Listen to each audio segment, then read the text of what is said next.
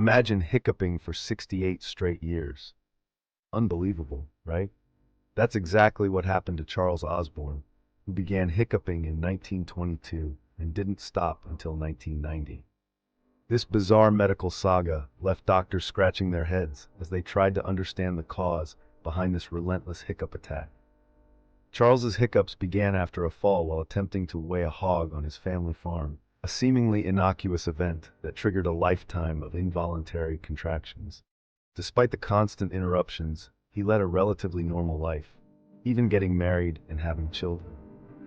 His extraordinary condition made headlines around the world, turning him into a living medical mystery. Doctors speculated about various causes, from brain injuries to diaphragm dysfunctions, yet none could provide a definitive answer. Charles's story is a testament to the resilience of the human spirit in the face of the inexplicable, capturing the fascination and sympathy of millions.